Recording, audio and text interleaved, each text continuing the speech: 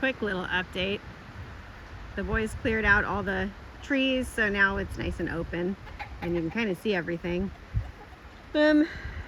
All these have leaves now, or fruit trees. And I just put some wood on the side here to keep them from kicking that stuff all over the place for now. And then, unfortunately, this is very much still clay, despite all the stuff that we had added to it. So really what I'm having to do now is just dig holes in it and put fresh soil in it. So next year I think it'll be much better.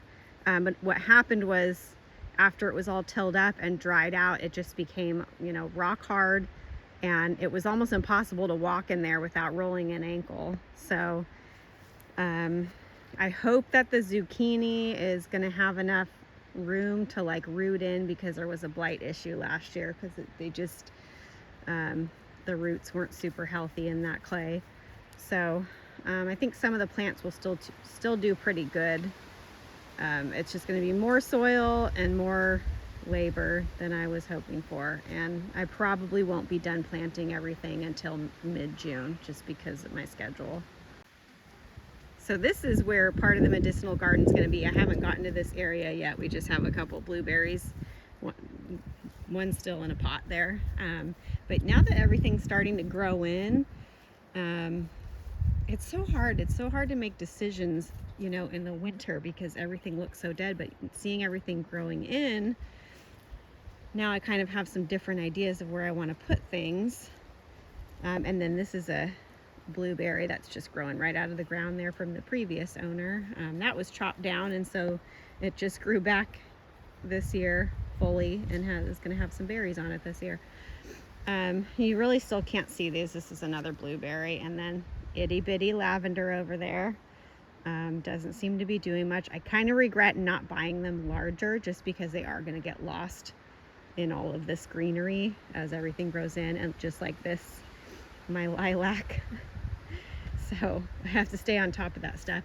And I don't want to get rid of this grass, because I really love how big and tall this grows. And it's just so pretty and meadowy looking.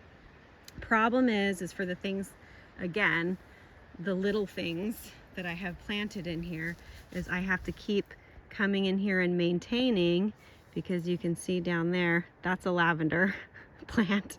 These keep growing over it, and this one seems to be doing really well, and I'm surprised because it's not getting as much light. But I think what's happening is it's retaining a lot more moisture in the soil from all the shade over here, and so I'm trying to be a little bit better about making sure that the other two are getting enough water.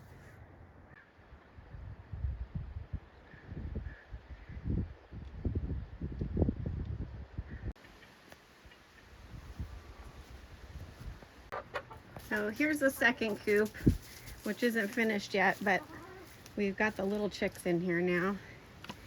This is a noisy door. It's going to scare them, but where'd they go? Where the heck did your brother and sister go? Oh, there you are. You can't get up there yet, buddy? You can't get up there?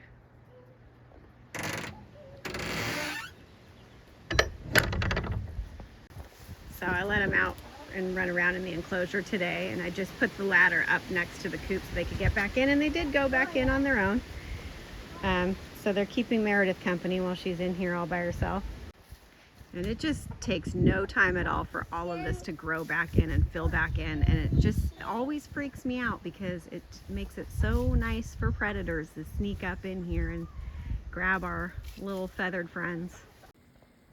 I harvested these at the end of September, and now I can get the seeds out of here.